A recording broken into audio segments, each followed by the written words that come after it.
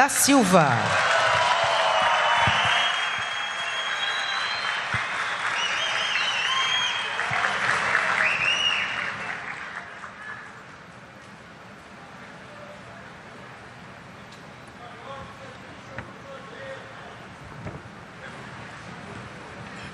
Queridas companheiras, queridos companheiros, querida Magda, querida direção da Petrobras, queridos companheiros ministros que vieram comigo e ministras, queridos deputados e deputadas, queridos trabalhadores, fornecedores da Petrobras. Eu vou tocar num assunto aqui que aconteceu comigo em 2001. Como tem muita gente nova aqui, é sempre importante a gente contar um pouco de história para a gente poder valorizar as coisas que aconteceram na nossa vida. Porque o ser humano, ele tem muita facilidade de esquecer as coisas. E eu digo que o melhor exemplo é que muitas vezes os caras chegam em casa, a mãe fez uma comida para ele, e a primeira coisa que ele tem a ousadia de dizer é que a comida não está boa, sem levar em conta o sacrifício que a mãe teve para fazer, e sem levar em conta que nem sempre ela tinha o dinheiro para comprar todos os condimentos para fazer a comida. E se a gente não contar a história, as pessoas não sabem o que aconteceu. E quem não conhece a história tem muita dificuldade de compreender o presente e analisar o futuro. A Petrobras é uma empresa que nasceu natimorta. Os que hoje fazem oposição à Petrobras, à existência da Petrobras, aos investimentos da Petrobras, não queriam que a Petrobras nascesse. Esse é um dado histórico. Não queriam porque no Brasil tem muita gente com complexo de vira-lata que achava que o Brasil não tinha condições e não precisava ficar atrás de petróleo. Era melhor importar, e se pudesse importar dos Estados Unidos. Era essa lógica perversa daqueles que não acreditavam. E tinha até gente boa e importante que eram contra criar a Petrobras. Mas a Petrobras nasceu por persistência de um presidente da República que tinha o orgulho de ser um dos poucos presidentes que tinha um compromisso de nacionalista e de um companheiro que pensava nesse país como um todo. E a Petrobras nasceu, foi crescendo, a trancos e barrancos, ela foi crescendo, mas sempre havia alguém que dizia que não era preciso a Petrobras. Sempre havia alguém que tentava criar uma imagem negativa da Petrobras na perspectiva de destruí-la. Todo ao longo desses anos que ela foi criada. Vocês sabem que se tentou mudar inclusive o nome da Petrobras. E vocês sabem que depois de muita gente perceber que o povo brasileiro tinha um carinho muito grande pela Petrobras, eles tomaram uma decisão de começar a fatiar a Petrobras para ir privatizando um pedaço da Petrobras. Nós vamos privatizando os pedacinhos, quando os nacionalistas acordarem, a Petrobras já está totalmente privatizada. E é bobagem fazer investimento. O bom da Petrobras é pagar ativos para os acionistas. Investimento não precisa, porque custa muito caro. A Petrobras compra mais barato de Singapura, a Petrobras compra mais barato da China, a Petrobras compra mais barato da Coreia. Por que fazer investimento? Por que querer fazer navios? Por que querer fazer sonda? Por que querer fazer plataforma se está tudo feito em outros países e fica mais barato a gente comprar? Era essa a lógica predominante no país até outro dia. Mesmo quando eu estava na presidência até 2010, essa lógica prevalecia e muitas discussões que eu fazia com a direção da Petrobras. Tinha gente que defendia: presidente, é bobagem fazer sonda aqui, é bobagem fazer plataforma aqui, a gente pode comprar na Coreia, custa 100 milhões de dólares a menos. E eu sempre perguntava, mas custa para a Petrobras 100 milhões de dólares a menos. A Petrobras vai lucrar. Mas quanto custa para o país? Quanto custa para o aprendizado tecnológico nosso? Quanto custa para a geração de emprego? Quanto custa para pagamento de salário? Quanto isso volta para o próprio povo brasileiro? Porque se as pessoas não pensarem no Brasil, só pensarem na empresa, no rendimento da empresa, obviamente que fica mais barato comprar qualquer coisa fora. Mas nós temos que pensar nesse país. Não é o Brasil que é da Petrobras, é a Petrobras que é do Brasil. E, portanto, ela precisa ter uma vocação de ajudar a desenvolver esse país. Mais recentemente, depois de muita dificuldade de tentar privatizar a Petrobras, eles resolveram dizer que todo mundo que defendia a Petrobras eram ladrões. E resolveram transformar a Lava Jato numa espécie de caça-níquel contra os trabalhadores da Petrobras e contra todos que nesse país defendiam a Petrobras. Porque não é assim que você combate corrupção. Eu já falei da outra vez, se você descobre que tem uma empresa que praticou corrupção numa empresa, você prende o dono da empresa, mas você não precisa prejudicar os trabalhadores. Eles podem continuar trabalhando, você pode fazer uma nova licitação sem criar nenhum problema. Mas do que estava em jogo na questão da Lava Jato? Eu acho que hoje todos vocês já têm consciência que o que estava em jogo naquele momento era a destruição da indústria de engenharia desse país e a tentativa de destruir a Petrobras, criando uma imagem negativa da Petrobras no mundo. E eu digo sempre, muitos de vocês foram ofendidos por entrar no restaurante com essa camisa amarela.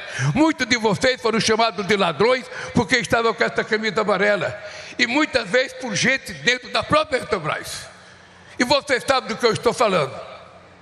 E aí é só fácil colocar um diretor que fala, não, a Petrobras teve um prejuízo, vamos vender a Petrobras. Ela teve um prejuízo muito grande, ela não precisa fazer investimento, vamos vender a Petrobras. Ah, vamos começar vendendo a BR. Para que ficar distribuindo gás? Para que ficar distribuindo gasolina e óleo diesel? Veja o absurdo que eu vinha falando para a companheira Mádiga no carro. O povo brasileiro não tem as informações necessárias para que ele possa fazer juízo de valores. Ele não tem. Então, quando sai um anúncio do diesel, da gasolina, do gás, a Petrobras leva fama, o governo federal leva fama, e muitas vezes a Petrobras não tem culpa nenhuma. Eu vou dar um dado para vocês aqui. O povo não sabe que a gasolina sai da Petrobras a R$ 3,04 e que na bomba ela é vendida a R$ 6,49. Ou seja, ela é vendida pelo dobro do que ela sai da Petrobras. Mas quando sai o aumento, o povo pensa que é a Petrobras que aumentou. E nem sempre é a Petrobras, porque cada estado e cada posto tem liberdade de aumentar a hora que quer. E os impostos pagos são ICMS para os estados, como o último aumento que teve agora. E o óleo diesel sai da Petrobras a R$ 3,77. E o cara vai no tanque, vai encher o tanque do carro, ele paga R$ 6,20 um litro de diesel que saiu a R$ 3,27. Mas o mais grave é o preço do gás. O povo não sabe que o botijão de 13 quilos de gás, de 13 litros de gás, sai da Petrobras a R$ 35. É o que sai da Petrobras. Entretanto, depois que ela é entregue, independente do estado, ele chega a R$ 140, a R$ 132, a R$ 120, depende do ICMS que é cobrado no estado. Então, na verdade, o povo paga o triplo do preço que ele sai da Petrobras. E eu estava dizendo para a máquina que é importante informar a população disso, para o povo saber quem xingar na hora que aumenta, para o povo saber quem é o filho da mãe disso.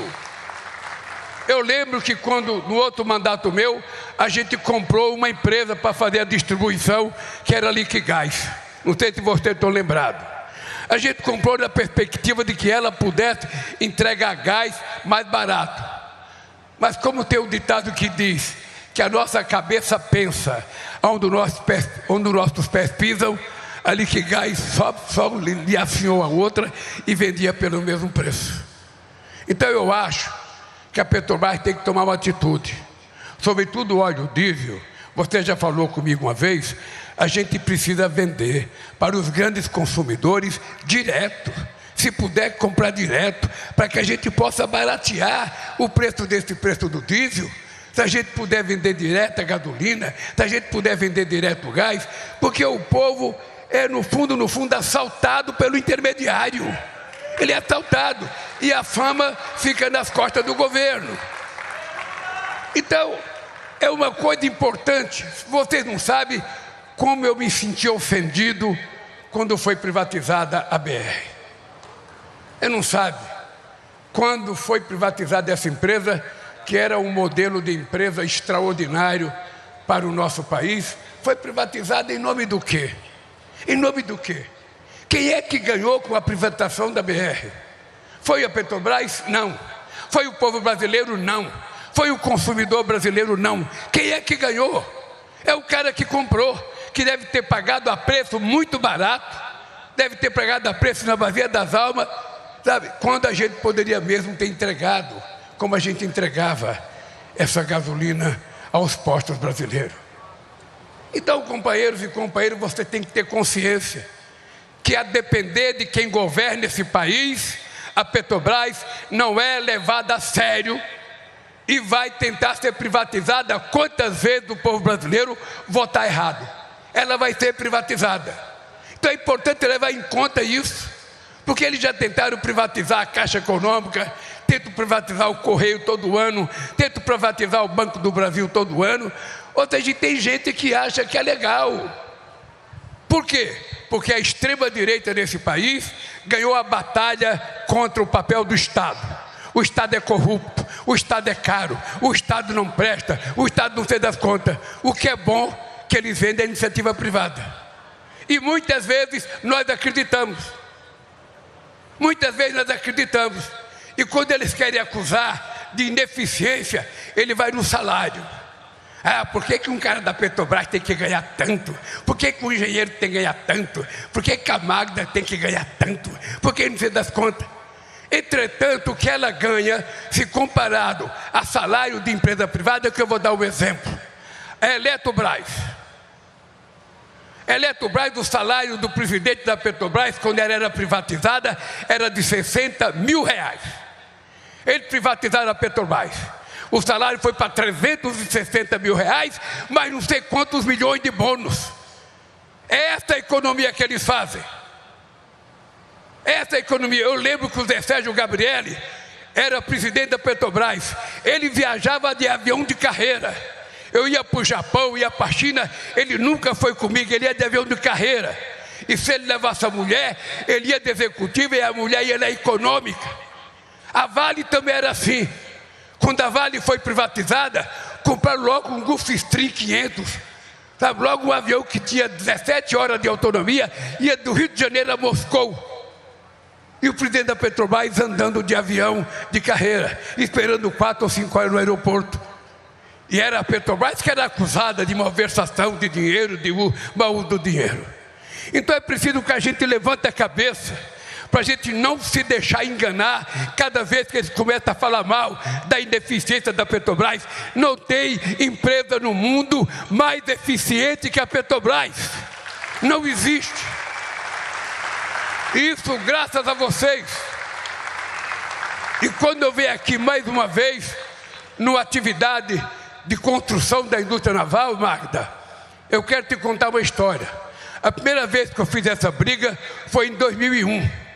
Eu era candidato a presidente e eu achava que a Petrobras devia financiar os navios que ela usa.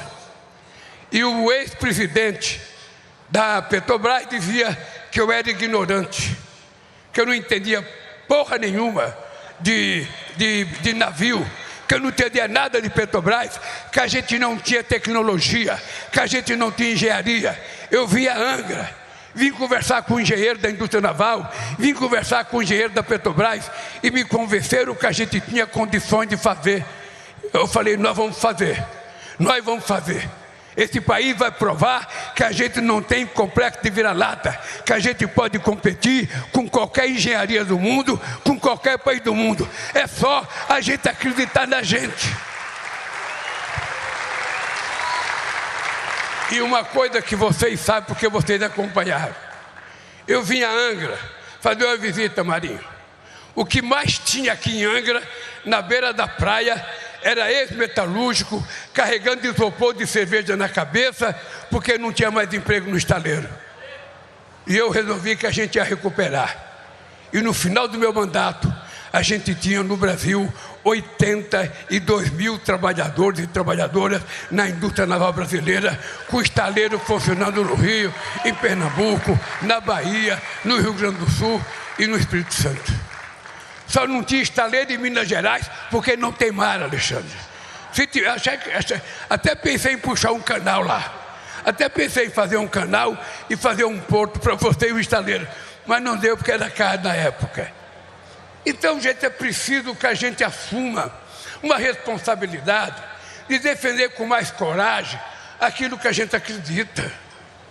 Porque se a gente não levar a sério, entra um outro cara e vai privatizar outra vez. E vai mandar vocês embora. Em nome do quê? Em nome da economia, que não acontece. Porque a economia vai para o lucro de quem virar dono da Petrobras.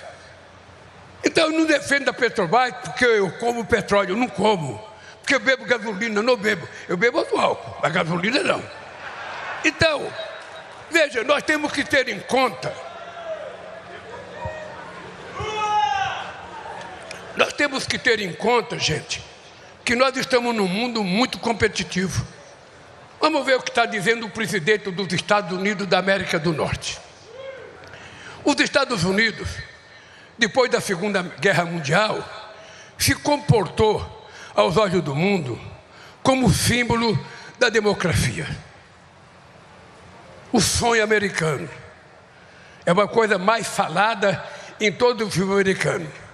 O sonho era um país que dava oportunidade para todo mundo e é um país que deve ser motivo de orgulho do seu povo, porque lá tinha muita oportunidade mesmo. Quando chegou, os Estados Unidos construiu uma base militar para tomar conta do mundo. Em qualquer lugar do mundo que você vai, você encontra um porta-aviões americano como se estivesse tomando conta do mundo. Essa era a imagem que a gente tinha dos Estados Unidos. Até outro dia. Então entra um novo presidente e muda radicalmente o discurso. Muda radicalmente. Destrói aquele discurso do Consenso de Washington de 1980, do Reagan e da Margaret Thatcher na Inglaterra. De que o negócio era abrir as fronteiras, de que o negócio era, não ter barreira comercial, era comércio livre, que a gente tinha que comprar de tudo, que não tinha que ter imposto, que não tinha que ter empecilho. Era essa a lógica do Consenso de Washington. E o Brasil aceitou. A primeira coisa que nós tivemos foi acabar com a indústria de autopeça nesse país, em nome dos carros mundiais que começou a ser criado.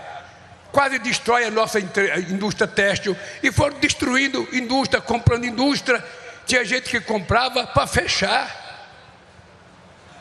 E agora entra um novo presidente. E qual é o discurso do novo presidente? América para os americanos.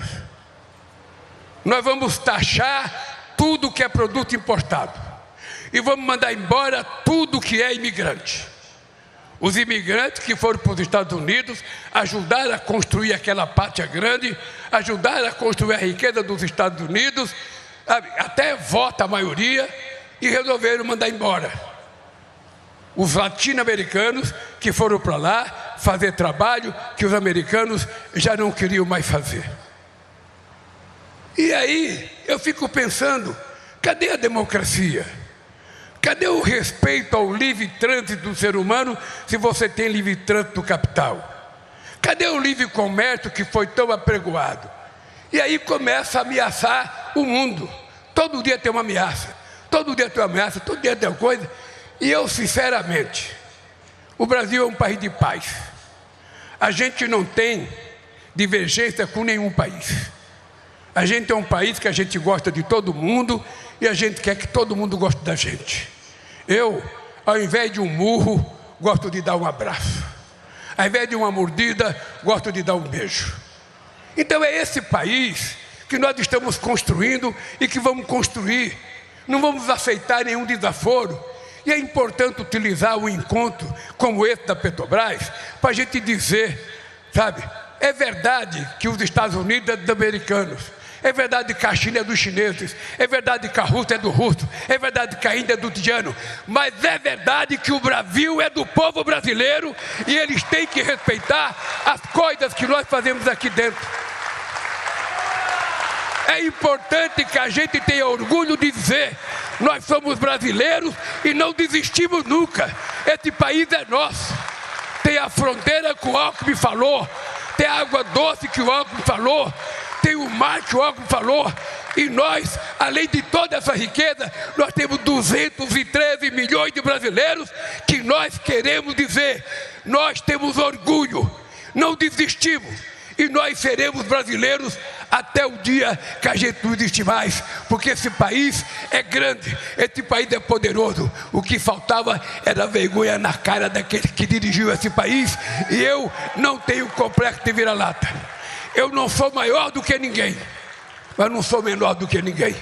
Eu apenas quero o direito de ser igual. Eu apenas quero o direito de ser ouvido. Eu apenas quero o direito que ele respeite a nós como nós respeitamos eles. Por isso, Magda, eu fiquei orgulhoso do teu discurso. Há tempo eu esperava ouvir um discurso como o teu. Somente uma pessoa que não tem cisma, somente uma pessoa que não tem medo, somente uma pessoa que sabe a importância da Petrobras para o brasileiro pode fazer o discurso que você fez. Por isso, querida, eu quero que vocês saibam que eu tenho orgulho de ter indicado você para a presidenta da Petrobras. E as pessoas pensam que a Magda, essa mulher é frágil, ela fala tão manso, é frágil. Não